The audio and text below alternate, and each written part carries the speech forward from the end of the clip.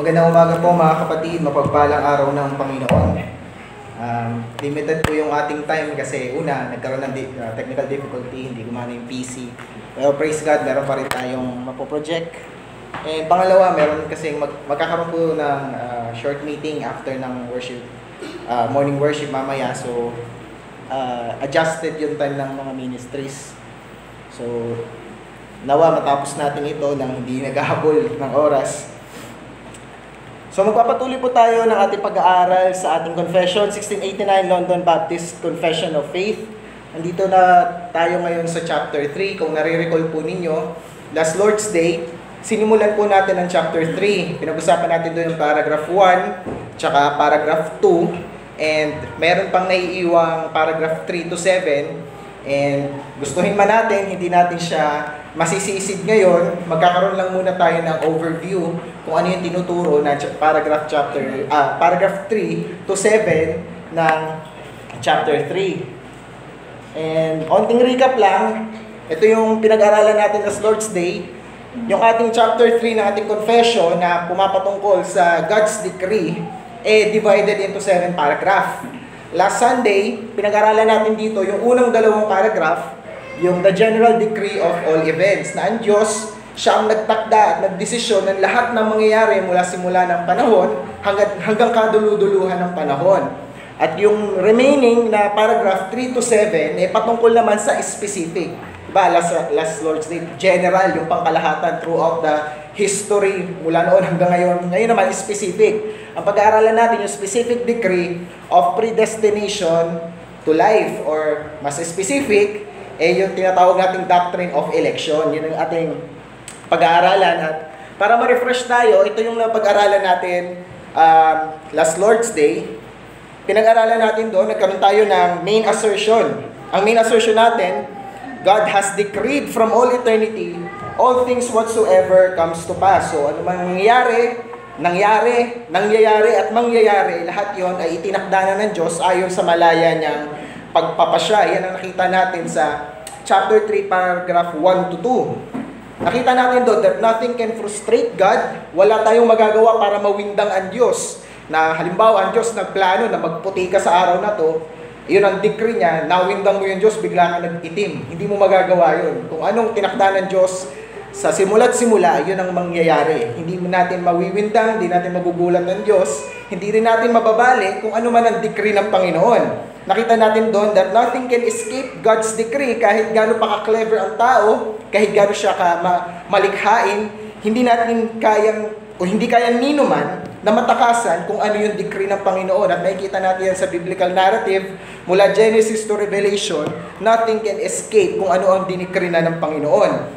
And lastly, nakita natin doon na nothing can influence God's decree, na walang pinagtanungan ng Diyos nung simula ng panahon kung paano niya itatakda ang mga bagay. Diba doon sa paragraph 1 and 2, makikita natin, God has decreed from all eternity, according to Himself, according to His own will. Hindi siya nagtanong sa will ng sino mang matalinong tao o matalinong hari. Wala siyang pinagtanungan, lahat ng kanyang dinikri ay galing sa kanyang sarili at buhat ng mabuti niyang kalooban. Pinakita din ang ating confession sa paragraph 1 to 2 na hindi namimwersa ang Diyos. God doesn't force sin or violence to the creature's will. So hindi sinasalaksak ng Diyos yung kanyang kalooban o sinasalaksak niya yung violence o kasalanan sa ngalangalan ng mga tao para gawin nila yon. Hindi ginagawa yun ng Diyos. Kung sino mang taong nagkakasala, ginagawa ito ng mga tao freely, ayon sa gusto ng laman nila. Hindi sila kinokontrol o pinupuwersa ng Diyos. Hindi puppet master ang Diyos. God is not a puppet master na meron na siyang script. Nagagampanan na lang natin yung script na ginawa niya na wala tayong kalayaan para tayong kumikilos base sa gusto mangyari ng Diyos. No, sinabi diba doon sa confession natin, hindi daw tinitake away yung liberty or contingency of second causes. So hindi tayo tinatanggalan ng kalayaan ng Diyos. God made us volitional creatures. We do not feel coerced. Meron tayong sense of freedom tuwing ginagawa natin ang mga bagay. Yet, God has decreed everything. And lastly, God is never and will never be the author of sin. Makikita natin doon na ilang beses tinuro ng Biblia na ang Diyos ay banal, never siyang nagsinungaling.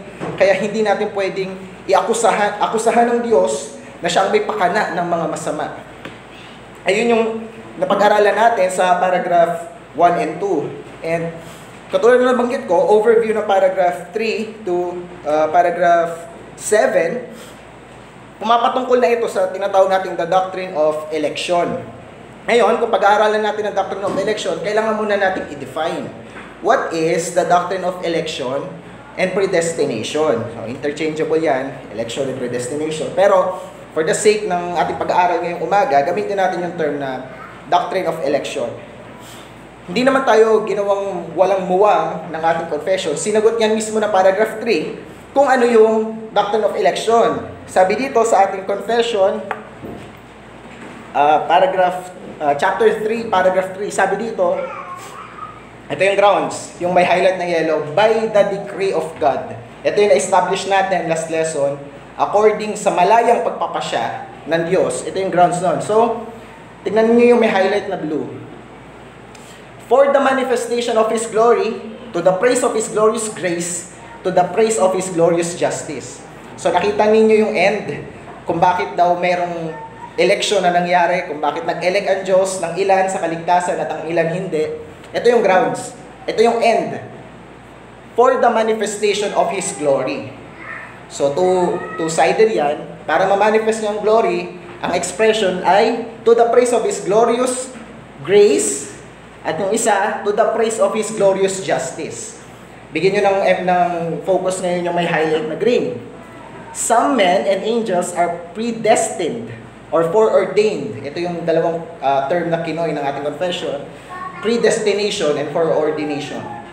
Predestinated or foreordained to eternal life through Jesus Christ, others being left to act in their sin to their just condemnation. And hindi natin yan mahihimay-himay ngayon. Lord be willing, next Lord's Day, mahimay-himay ito sa atin ni Brother Jake sa kanyang lesson. Ngayon, overview lang muna. Introduction pa lang ng doctrine of election. In short, ano ang doctrine of election? God sovereignly chooses whom He appoints to salvation. So, walang taong pumili sa Diyos na in a strict sense. Ang Diyos ang may kalayaang pumili kung sino ang itatalaga niya sa buhay na walang hanggan, pagkat ito'y ayon sa kanyang grasya. Ngayon, I am aware na pag pinag-usapan natin ang doctrine of election, maraming nai-intimidate. Diba? Sabi, diba, elitistang doctrine yan. Parang special class kayo na kayo lang yung mahal ng Diyos. Kayo lang yung pinili ng Diyos. So, iba, intimidated. And aware din ako na hindi ito yung dominant na view ng mga evangelical churches sa ngayon. Actually, parang minority nga ito. Pag nag-survey kayo siguro sa 100 churches na makikita nyo around sa lugar ninyo, within the vicinity, 100 churches, pag tanungan ninyo, baka mapalad na kayo, makahanap kayo ng 5 congregation na nag-a-affirm ng doctrine of election. Pero, bakit nga ba pinangahawakan ng mga iglesia na nag-uphold ng Reformed tradition ang doctrine of election? Ano ba? Gusto lang nating, pakiramdam natin special class tayo, na elite class tayo, yun lang ba? O gusto lang natin ng controversy for the sake of controversy? Hayok lang ba tayo sa contentiousness? Ganun lang ba tayong mga tinatawag nilang Calvinist? Tingnan natin. Ngayon, anong grounds? Bakit tayo naniniwala sa doctrine of election? Una, dahil ito'y historical. Pangalawa, dahil ito ay biblical. Yun yung dalawa nating grounds. Bakit tayo naniniwala sa doctrine of election? Una natin tignan, naniniwala tayo sa doctrine of election dahil ito ay historical. Is the doctrine of election historical? Ito yung patunay natin throughout the church history na hindi to kakausbong lang na parang last 10 years lang na-discover ng Christendom yung Calvinism o yung doctrine of election. Hindi gano'n ang kaso. Ilang siglo na itong pinaniniwalaan ng mga kapatiran natin na nauna na. Mabasa natin yan sa The Canons of Dort noong 1618 to 1619. Ito yung formulate dun sa Synod of Dort. Ito yung pinaka-detalyado and explicit on the doctrine of election and reprobation. I believe section 4, napaka-detalyado, napaka-concise ng kanilang explanation ng doctrine of election. Hindi ko na nilagay dyan kasi masyadong mahaba. Defense and conditional election and limited atonement, responding to the Arminian remonstrance. Ayan yung paniniwala ng mga nandun sa Synod of Dort. At hindi lang yon, may kita din natin sa article o sa Confession of Faith ng mga Presbyterians, yung The Westminster Confession of Faith 1646, chapter 3, paragraph 3, ito yung nakasulat doon. By the decree of God, for the manifestation of His glory, some men and angels are predestined into everlasting life, and others foreordained to everlasting death. So, similar siya sa confession natin, may mga iba lang kasi may foreordained to everlasting death na sentence dun sa Westminster. Pero, historic article nila, naniniwala sila sa doctrine of election. Ganun din ang Belgic Confession, 1561. Ito naman yung tinitindigan ng mga Dutch Reformed. Article 16 nila, ito yung nakalagay. God is merciful in withdrawing and saving from this perdition those who in the eternal and unchangeable divine counsel have been elected and chosen in Jesus Christ our Lord. Again, yung language ng election, makikita natin dyan sa Belgic Confession. Makikita din natin yan sa Second Helvetic Confession, 1566. Tinitindigan naman ng mga Swiss Reformed. Section 10. Therefore, although on account of any merit of ours, God has elected us, not directly, but in Christ and on account of Christ. Again, language of election, 39 articles, pinangahawakan ng Church of England o ng mga Anglicans. Article 17, He hath constantly decreed by His counsel, secret to us, to deliver from curse and damnation those whom He hath chosen. Savoy Declaration of 1658, tinitindigan naman ng mga Congregationalists. Again, predestinated and foreordained, katulad ng ating confession. The Book of Concord, na tinitindigan naman ng mga Reformed Lutherans, Article 11, the eternal election of God, however, that is God's ordination to salvation does not extend at any over the godly and the wicked. So makikita natin yung mga historic documents, historic accounts, historic confession of faith ng ating mga kapatiran na ilang siglo nang nakalipas, ito ang tinuturo. So, yung argument nila na bagong usbong lang yan, bagong school of thought lang yan, unknown yan sa Christendom, hindi yan titindig. Kasi ilang siglo nang pinangahawakan ng iglesia ang doktrina ng pagpili, doctrine of election. So anong tanong? Is the doctrine of election historical? The answer is a resounding yes. Hindi lang basta yes. It is a resounding yes. We can go back further. Doon pa lang sa 4th century, di ba yung debate ni Augustine tsaka ni Pelagius? Di ba, pinagdidebatihan na nila yung freedom ng will ng tao, na kaya bang piliin ng tao in himself ang Diyos without the assistance of God. Inargue ni Augustine na hindi. Dapat Diyos ang actively kumilos sa tao para piliin niya ang Diyos. So, 4th century pa lang, makikita na natin itong argument na to. So, napakatagal na ilang siglo nang pinangahawakan ito ng mga Kristiyano.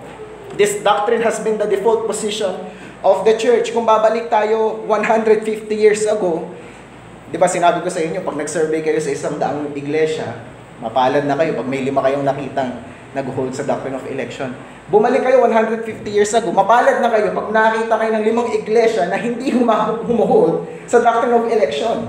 Dahil majority ng Christian church, ng evangelicals, ay naniniwala sa doctrine of election. So this is a historical doctrine. Hindi ito bagong usbong lang. Hindi siya trending lang sa mga millennial. Hindi ganon. Kasi fashionable, mukha kang intellectual pag naniwala ka dito. Hindi ganon. It has only been 150 years since the evangelical church seemingly abandoned this doctrine. Parang last 150 years lang ito, tinalikuran na ng evangelicalism. Merong mga hypothesis dyan kung bakit nga ba hindi na dominant yung doctrine of election. Kasi yung mga churches daw, nag-focus na sa spirituality. Kasi yung mga Calvinists o mga Reform, masyado na sila naging by the book. Hindi na sila nag-focus sa devotion, masyado na sila nag-focus sa doctrine alone. So nabigyan ng emphasis ngayon yung charismatism, Pentecostalism. Siguro may point yon, pero hindi eh. Kasi yung mga charismatics, Pentecostals, matagal na rin sila eh. For example, the Quakers, di ba? Ilang siglo na rin sila nag-i-exist, pero hindi sila nagtitake ng dominance sa evangelical church for whatever reason. So, ano yung pinaka masasagot natin? Bakit ngayon, minority na yung may doctrine of election, mas dominant na yung mga nagre-reject sa doctrine of election? Ang masasagot ko dyan, according to God's decree. Yan ang nangyari. Kalooban ng Diyos, kailangan natin magpasakop. Diba? Yun ang ating pinangahawakan sa chapter 3. So, ito yung contention. Okay, na-establish natin yung point na historical doctrine, ang doctrine of election. Ang roots niya ay simula pa lang ng 4th century. Actually, kaya natin i-argue na as old as the Bible kasi si Paul, ito na yung turo eh. Pero dahil lang ba historical, dapat mo nang paniwalaan? Kasi may mga ancient history din, ancient heresy, historical din yun. Pero bakit hindi dapat paniwalaan? Dapat paniwalaan ang doctrine of election, valid ang kanyang pagiging historical, dahil hindi lang siya basta historical, it is also a biblical doctrine. So, next question natin is the doctrine of election biblical. At sa totoo lang, kung iisa-isahin natin lahat ng bersikulo sa Biblia that teaches the doctrine of election, hindi tayo matatapos. So, nag-cite lang ako dito, at least mapakita natin na according to the scripture, yung language ng pagpili ng Diyos sa individuals unto salvation, hindi natin madedenay. Romans 9:10-24, may kita natin dito yung pagpili ng Diyos sa magkapatid na si Jacob at si Esau upang layunin ng Diyos sa pagpili. May kita natin, no? Pumili ang Diyos, hindi niya pinili si Esau, ang pinili niya si Jacob. May kita natin sa Ephesians chapter 1:4-5, ayon sa pagkapili niya sa atin, sa Kanya, bago itinatag ang sanlibutan, upang tayo'y maging mga banal at walang dungi sa harapan niya sa pag-ibig, na tayo'y itinalaga niya nung una pa sa pagkupkop na katulad sa mga anak sa pamamagitan ni Hesukristo sa ganang Kanya ayon sa minagaling ng Kanyang kalooban. So hindi natin madi-deny na ginagamit talaga ng Scripture ang language, ang words na foreordained and elected. John 6:37, sinabi dito, ang lahat ng ibinigay sa akin ng Ama ay magsisilapit sa akin. At ang lumalapit sa akin sa anumang paraan ay hindi ko itataboy. Si Kristo yung nagsasalita dito. Hindi daw makakalapit ang sino man, malibang pinili siya ng Diyos, ibigay ng Diyos Ama ito kay Kristo. Ibig sabihin, walang malayang makakalapit kay Jesus Christ, maliban na lang na decreed by God the Father. Hindi makikita natin sa John 6:44, same chapter ito, walang makakalapit sa akin, ito mas explicit, malibang akayin siya ng aking Ama. So si God the Father kailangan akayin yung individual na yon kay Jesus Christ na nagsugo sa akin, at ang lalapit sa akin ay muli kong bubuhayin sa huling araw. So self-explanatory, no? You have to be blind. Bulag ka na, naka-blindfold ka pa sa loob ng madilim na kwarto para ma-deny itong truth na to sa Scripture. Acts 13:48, at nang marinig ito ng mga hintil, sila'y nagalak at niluwalhati ang salita ng Panginoon. At ang lahat ng mga itinalaga sa buhay na walang hanggan ay nagsisampalataya. So sino daw yun na nampalataya kay Kristo? Lahat ng nakatalaga, lahat ng decreed, ordained unto eternal life. 2 Timothy chapter 1 verse 9, na siyang sa atin ay nagligtas at sa atin ay tumawag sa isang banal na pagkatawag, hindi ayon sa ating gawa, kundi sa kanyang sariling akala at biyaya. In short, sariling pagpili ng Diyos na ibinigay sa atin kay Kristo Jesus buhat pa ng panahong walang hanggan. So mga kapatid, hindi stranger ang word na elected, foreordained, predestined. Yung mga words na yan, hindi stranger yung mga words na yan sa Bible. Galing mismo sa Scripture yan. So hindi lang siya historical, biblical language, yung mga kinoy ng ating confession patungkol sa doctrine of election. At etong mga nilista kong verses na to, hindi natin siya kayang isa-isahin. Pero pwede nyong kuhanin, alam ko 41 verses yan, 44 verses. Pero hindi lang yan. Kung iisa-isahin natin mula Genesis hanggang Revelation ng mga verses na nagtuturo ng doctrine of election, thousands ang ating malilista. Naalala ko na sa isang Q&A forum ng, I don't know kung G3 conference ba siya o Shepherd's Conference dun sa Grace to You Church ni John MacArthur. Tinanong si Steve Lawson kung about sa progression ng doctrine of election sa Scripture. Sabi ni Lawson, nagsimula daw yung progression na yun, makikita natin sa Romans 1, nag-progress sa Romans 2, nag-progress sa Romans 3, so on and so forth. Kinorek siya ni R.C. Sproul. Sabi ni Dr. R.C. Sproul, you mean Genesis chapter 1, then Genesis chapter 2, then Genesis chapter 3, hanggang Revelation chapter 21. So, ang ibig sabihin lang ni Dr. R.C. Sproul, ang doctrine of election is a biblical doctrine mulang simula't simula pa hanggang katapus-tapusan. Isa to sa major themes ng Scripture. Hindi mo to madedenay. And once magpasakop ka, tigilan mo yung pag-deny mo ng doctrine na ito, once magpasakop ka sa katotohanan na to ng Scripture, makikita mo to everywhere. Hindi mo na siya matatanggi. You just have to be honest. So, ang tanong kanina, historical, establish natin na the answer is yes. Is it biblical? Absolutely yes.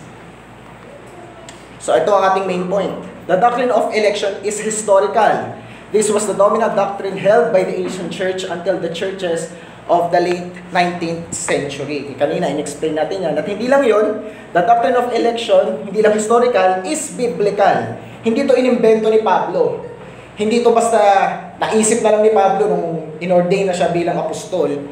Hindi rin ito naimbento lang out of thin air ni Augustine o ni John Calvin. Kasi di ba, 5 points of Calvinism, medyo tragic yung point.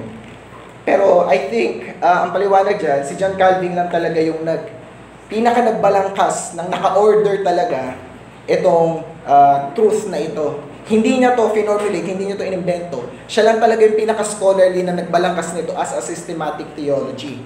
Pero hindi siya nag-invento nito. So don't confuse it porket tinatawag tong 5 points of Calvinism at yung isang point doon yung unconditional election. Hindi ito inimbento ng sino mang teologo. Hindi ito kayang ilikha, i-invent ng kahit sinong utak pag samasamahin man natin ang utak natin. Ang makaka-invento lang nito, ang makakakatha lang nito ay utak lamang ng Diyos. The drafters of the confessions and creeds that teach this doctrine were not convinced primarily by the teachings of a theologian, katulad na nabanggit ko, rather by their understanding of the Word of God. So, yung drafters natin sa 1689 London Baptist Confession of Faith, hindi sila na-convince dito dahil kay Calvin o dahil sa Westminster. Scripture ang basihan nila, hindi sino mang tao. God is the author of this doctrine. Hindi pwede itong mag-create ng sino mang utak lang. Any believer who has a sincere desire to understand the teachings of the Bible and has a sincere desire to rightly divide its truth cannot avoid the doctrine of election. Maging tapat na tayo sa sarili natin. Kung meron kang puso na gusto mo talagang maunawaan ang Bible in its simplicity, sa kanyang pagiging genuine, hindi mo to pwedeng iwasan.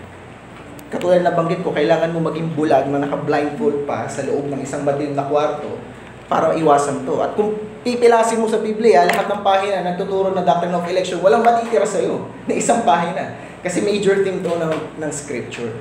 So, any believer na genuinely may desire to rightly divide the Bible, hindi maiiwasan itong doctrine of election. At may iba nagsasabi, hindi mo naman yung matututunan by reading the Bible alone. Kailangan mo matutunan ng doctrine of election by reading the institutes or the canons of Dort. So, kailangan mo ng outside resource para maintindihan itong doctrine of election. Ito testimony ko personal. Meron akong close friend na matanda sa akin siguro ng mga 15 years. Pero friend kami kahit malayo yung edad namin. Lumaki siya nabahagi na siya ng gospel ng bata siya. Pero hindi ito nagbunga sa kanya until nung nag-30 years old na siya. Tapos nanampalataya siya in his early 30s. And unfortunately, dumalo pa rin siya sa charismatic church. Pero kahit na dumalo siya sa hyper-charismatic church, isang makikita ko sa kanya, masipag siya magbasa ng Biblia. At habang nagbabasa siya ng Biblia, nakita niya na itong katotohanan na to. Hindi siya nag-Facebook, wala siyang access sa Canons of Dort, wala siyang access sa Calvin's Institutes. Just by reading the Bible, specifically Book of Galatians and Romans, na-convince siya na mayroong pinili ang Diyos. Then, ang ginawa niya, pumunta siya sa computer shop, hinanap niya kung meron bang kaparehang denomination na gano'n ang turo, at doon niya na-discover yung mga katuruan ng 5 points of Calvinism. Doon niya lang nalaman yung term, pero naniniwala na siya dahil convinced siya sa Book of Romans. So, hindi totoo na kailangan mo na outside resource para lang maniwala sa doctrine of election. The Scripture ay sufficient to teach it dahil hindi natin ito madi-deny. At doon po natatapos ang ating lecture. Next Lord's Day sa ating pagsisid sa paragraph 3 to 7, may himay-himay natin itong portion na to, nawa mahimay-himay natin to kasi siksik din siya ng laman. So ngayon, overview pa lang. And nawa, nag-benefit pa rin ang ating kaluluwa sa lecture na ito. Saglit po tayong manalangin.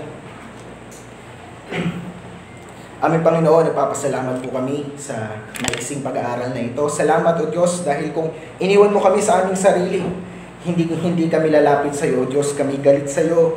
We are dead in trespasses and sin. Salamat dahil napakamahabagin mo at kami iyong pinili. Hindi ayon sa aming katuwiran, kundi dahil sa iyong malayang pagpapasya, dahil sa iyong mayamang habag. Salamat, Ama, at sa pagtitipon namin sa umagang ito, malugod ka na kumilos sa kalagitnaan namin at magdala ng mga kaluluwa sa iyong panan. Paupurihan ka, aming Diyos, sa ngalan ng iyong anak na si Jesus. Amen.